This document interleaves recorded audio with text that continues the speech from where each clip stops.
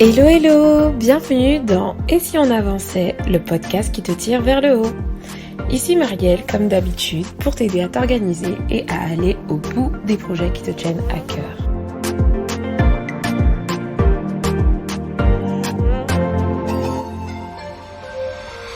Dans l'épisode du jour, on va parler d'outils d'organisation. Comme vous le savez, les outils, c'est une phase importante de l'organisation. J'en ai parlé lors du dernier épisode où je te parlais de ma méthode d'organisation avec les 4 piliers de l'organisation qui sont la clarté, le mindset, les principes et les outils. Et donc les outils font partie du 4e pilier. Et ce pilier, c'est un pilier que j'aime beaucoup parce que finalement, c'est ce qui va nous suivre un peu tous les jours, les outils qui vont nous aider à mettre en œuvre les différents principes d'organisation. Moi, j'en ai 6 qui ne me lâchent pas, qui boostent quotidiennement mon organisation et ma productivité. Et c'est cela que je vais prendre le temps de te présenter dans cet épisode, tout simplement. Donc, ça va pouvoir, premièrement, t'inspirer peut-être, parce que tu cherches peut-être un outil pour effectuer quelque chose lié à ton organisation, mais tu sais pas forcément comment le faire en pratique et quel outil utiliser. Donc, tu auras un exemple. Et puis aussi, je vais tout simplement à chaque fois t'expliquer comment et pourquoi je les utilise exactement et surtout pourquoi je les aime. Donc voilà, avant de commencer à rentrer dans le vif du sujet, comme d'habitude, je vais faire une petite dédicace à quelqu'un qui a pris le temps de laisser un commentaire, un avis sur le podcast. Et aujourd'hui, je mets à l'honneur les carnets d'Eurydice qui a tout simplement écrit un petit commentaire sur une publication qui était liée au podcast et elle dit tout simplement « Super ton podcast, continue comme ça ». Merci beaucoup Eurydice d'avoir pris le temps de laisser ce petit commentaire qui fait chaud au cœur et qui m'encourage tout simplement à avancer et à savoir que je ne parle pas dans le vent. Donc merci à toi d'avoir pris le temps de me dire que tu appréciais ce podcast et je suis très heureuse de produire ce contenu pour vous et j'espère vraiment de tout cœur qu'il vous aide à avancer. Donc vous aussi n'hésitez pas à laisser un commentaire quelque part parce que c'est ce qui finalement va permettre au podcast de grandir en termes d'audience, etc. Le premier outil dont je veux te parler, c'est tout simplement Trello. Trello, c'est un outil que j'utilise pour la gestion de projet en général. Ça fait 2 ans que Trello fait partie de ma vie et que Trello a révolutionné ma vie. Il y a beaucoup d'outils qui jouent le même rôle que Trello, mais aujourd'hui, moi, j'utilise Trello tout simplement parce que je suis dans une philosophie. J'aime bien aller au bout des choses et j'estime que je n'ai pas encore assez exploité Trello pour changer. Donc voilà pourquoi je reste sur Trello. Alors, comment j'utilise Trello ? Trello, c'est un outil sur lequel je vais venir vraiment gérer mes projets d'une façon globale. Pour ceux qui ne connaissent pas le fonctionnement de Trello, c'est un outil qui vous permet d'avoir des tableaux. Donc, ces tableaux peuvent représenter des projets, des objectifs. Moi, en ce qui me concerne, ça représente des projets. J'ai un tableau qui s'appelle « Et si on avançait ?» J'ai un tableau qui s'appelle « Voyage » parce que je prépare un voyage. J'ai un tableau qui va s'appeler perso parce que j'estime que ma vie personnelle est un projet aussi. Donc, vous voyez, quand je gérais une équipe de bénévoles par rapport à mon ministère, j'avais un tableau du nom de Move Kids parce que mon équipe s'appelait Move Kids. Et donc, je gérais mon projet à travers Trello, à travers ce tableau-là. Donc, en fait, le système Trello vous permet d'avoir des tableaux par projet et ensuite, dans chaque tableau, vous avez un système de cartes qui va vous permettre d'avoir des actions et qui va vous permettre tout simplement d'avoir plein de plans d'action liés à vos projets. Donc là, à l'oral, pour ceux qui ne connaissent pas, ça ne va pas forcément vous parler, mais ce qu'il faut retenir, c'est que c'est tout simplement un outil qui va vous permettre de gérer vos projets au quotidien et donc avoir des actions, des tâches, des deadlines, des checklists, et c'est vraiment un outil génial. Je sais qu'il peut s'utiliser en groupe. Moi, je n'ai jamais encore eu l'opportunité d'utiliser Trello en groupe, mais je sais que c'est possible de l'utiliser en groupe. Donc, pour ceux qui ont des projets de groupe, ça peut aussi faire l'affaire. Et donc, moi, sur Trello, c'est là-dedans que je suis mes objectifs.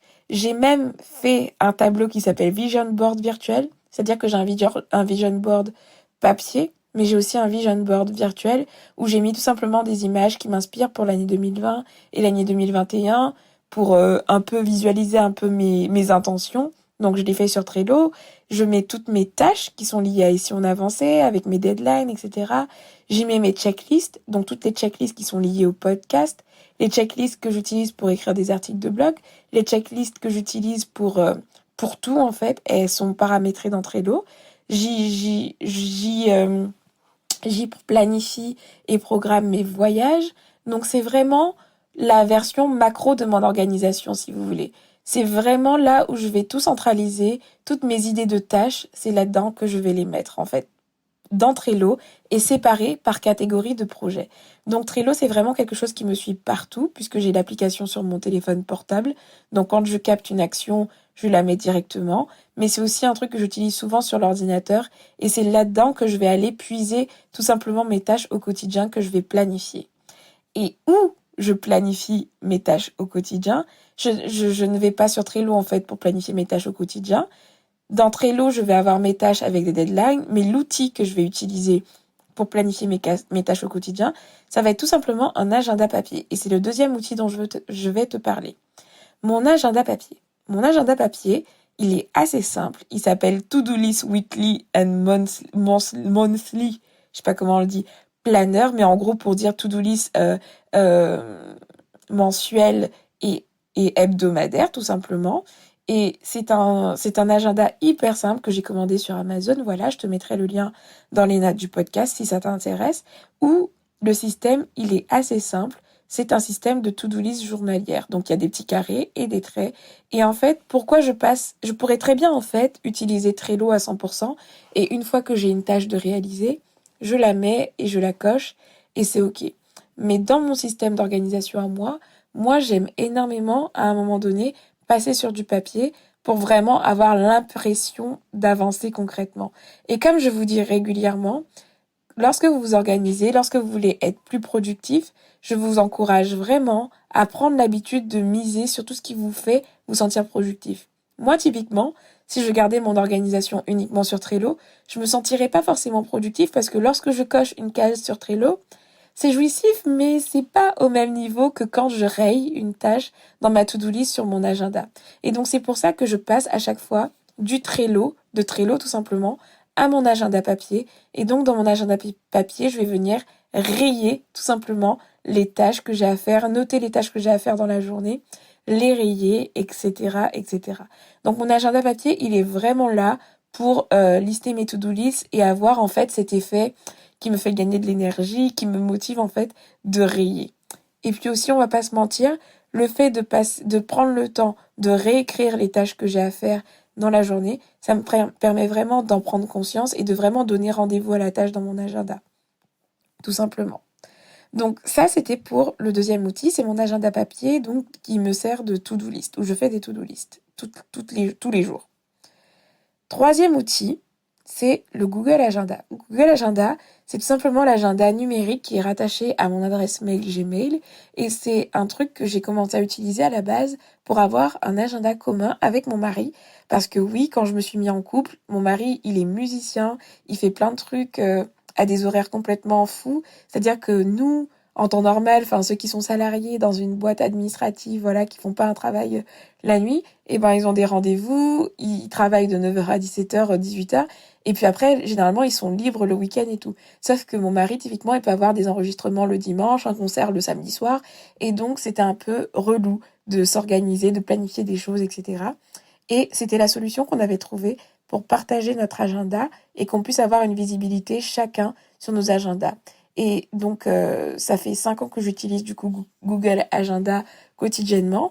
Et j'ai pris l'habitude tout simplement de noter tous mes rendez-vous là-dessus, tous les événements, tout simplement parce que contrairement à l'agenda papier, j'ai un rappel à chaque fois. Je peux paramétrer un rappel et donc avoir une notification et être sûr de ne pas oublier. Donc Google Agenda me sert à tout simplement noter mes rendez-vous, avoir une notification de rappel et partager mon agenda à quelqu'un d'autre enfin voilà, pour le coup à mon mari, mais je peux le partager à quelqu'un d'autre aussi si quelqu'un veut avoir une visibilité sur mon agenda. D'où le côté informatisé.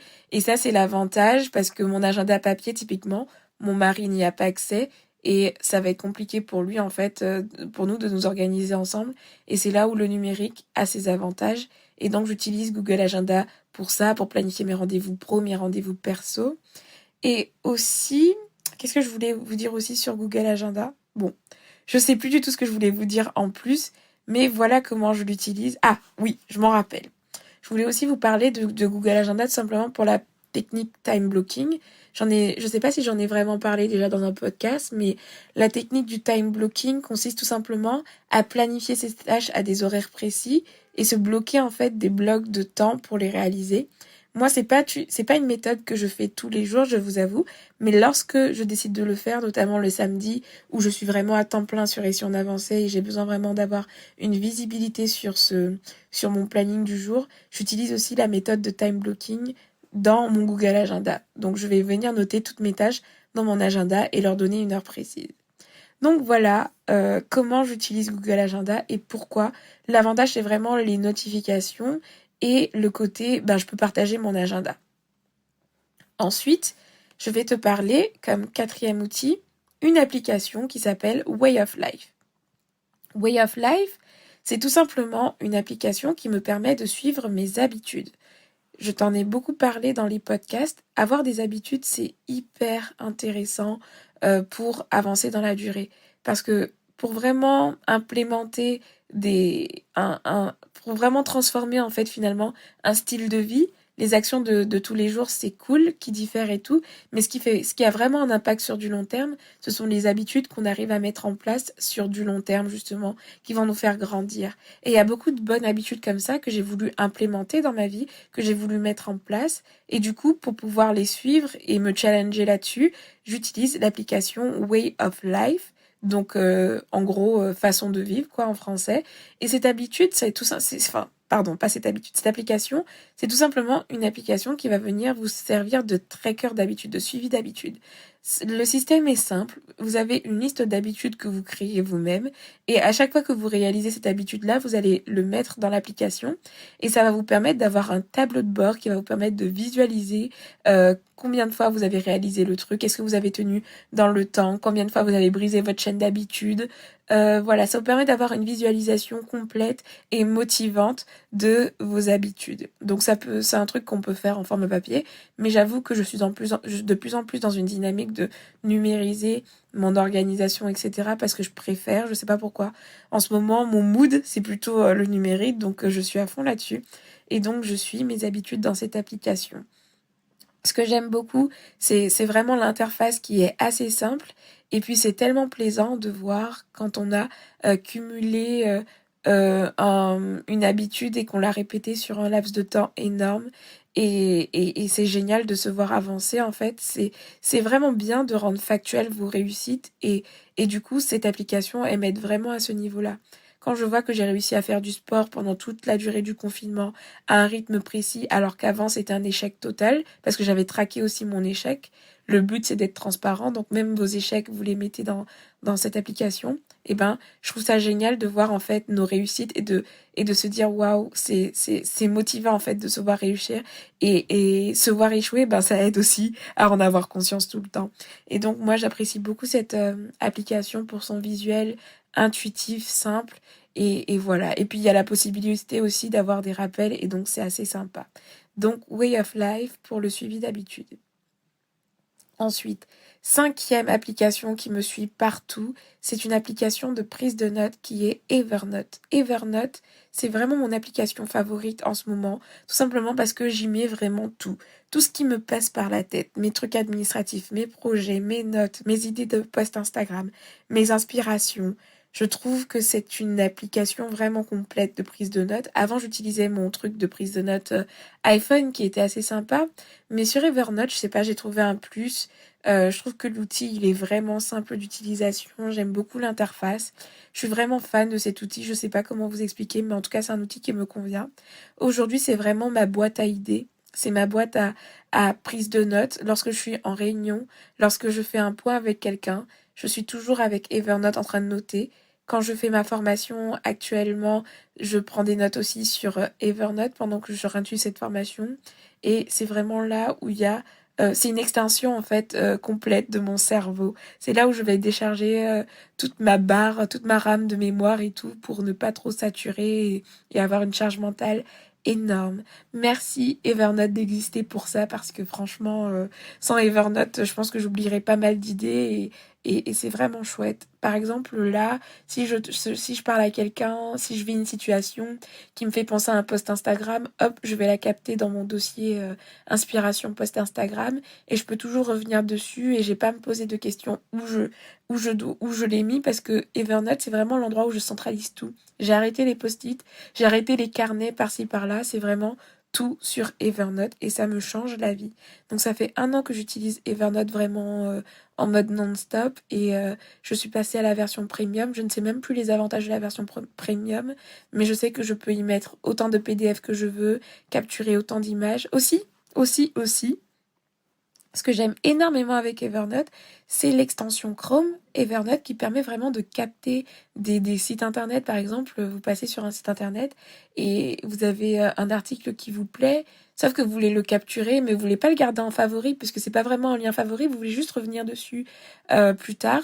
Et ben hop, vous pouvez l'épingler avec le truc Evernote et vous pouvez soit garder que le texte, garder les images, garder la page entière. Je trouve ça juste génial. Et pareil, vous pouvez archiver vos mails. Enfin bref, vous avez compris, je suis complètement fan de cette application de gestion et de prise de notes. Et notamment, le plus, donc ce qui me fait vraiment aimer ça, c'est l'extension qu'on peut avoir sur Google Chrome qui permet de capter les idées quand on navigue sur Internet. Donc, Evernote était mon 5e outil. Et le 6e outil dont je ne me passe pas, et là c'est plutôt en termes de productivité, et je vous en ai parlé tellement de fois, c'est tout simplement Forest. Forest, c'est ce qui sauve ma concentration, c'est ce qui a sauvé mon télétravail pendant la période de confinement, c'est ce qui sauve ma concentration au boulot, à la maison, en tout cas la concentration qui est liée à l'utilisation de mon téléphone portable. Pour ceux qui ne connaissent pas ou qui débarquent, parce que franchement honnêtement, ceux qui me suivent depuis longtemps, ils savent que je suis complètement fan de cette application. Forest, c'est tout simplement une application qui te permet de planter un arbre et pour te concentrer. Le challenge, il est simple. Si tu veux te concentrer, tu définis un timing précis et tu vas venir planter un arbre virtuel, entre guillemets. Et quand tu plantes un arbre, en fait, normalement, tu ne peux toucher à rien dans ton téléphone. Tu ne peux pas quitter l'application, sinon ton arbre, il meurt. Et quand tu réussis une session, donc sans toucher ton téléphone et tout, tu gagnes des pièces. Et au bout d'un moment, tu vas pouvoir acheter une graine. Enfin, je sais pas comment ça se passe, mais tu vas pouvoir planter un vrai arbre dans la vraie vie par rapport à une association. Et pour ceux qui suivent un peu la démarche de développement durable et tout ce qui se passe en ce moment, planter des arbres pour la santé de notre planète, c'est juste quelque chose de vital à l'heure actuelle et qui est hyper utile. Et donc, je trouve le concept vraiment vertueux et top. Et donc, ça me motive encore plus à utiliser cette application. Donc, monétiser en gros ma concentration pour un jour pouvoir planter un arbre et participer à ça. Enfin, bref. Voilà. Forest sauve ma concentration et c'est une application que je te recommande si tu veux apprendre à dompter ta concentration. Alors oui, elle est payante, mais franchement, je crois qu'elle est à 2,59 € ou un truc comme ça. Elle est vraiment pas très chère et pour l'impact qu'elle a sur ma productivité, je trouve que c'était un investissement qui était négligeable, vraiment. Donc voilà, Forest pour ma concentration, c'était le 6e outil. Donc voilà, tu as la liste des outils qui me sauvent mon organisation, qui boostent mon organisation, qui me suivent vraiment tout le temps. C'est mon top 6 des outils que j'utilise. Je n'en utilise pas d'autres. Il ne m'en faut pas d'autres.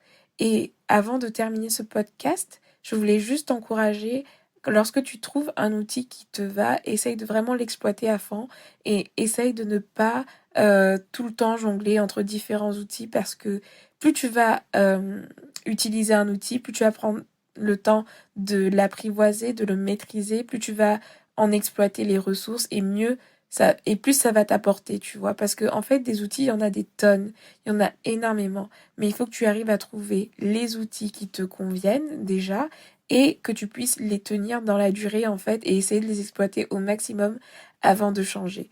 Donc moi, cette organisation-là, c'est celle que j'ai en mai 2020. Elle va peut-être évoluer plus tard, mais en tout cas, ça fait à peu près ouais, bien 6 mois que j'ai cette même organisation, en tout cas à tous les niveaux, et j'en suis fan et ça me convient complètement. Donc voilà. J'espère que ce podcast t'a plu, que tu as pu y trouver des pistes pour des outils que tu as trouvé intéressants. En tout cas, d'ici là, n'hésite pas à me laisser un petit commentaire sur l'une des plateformes sur laquelle tu écoutes le podcast, comme d'habitude, puisque c'est ce qui aide le podcast à se faire connaître. Aussi, si tu ne l'as pas encore entendu ou vu quelque part, j'ai enfin lancé un programme d'accompagnement et donc ce programme d'accompagnement prend en compte aussi tout ce qui est lié aux outils. Donc n'hésite pas à te renseigner.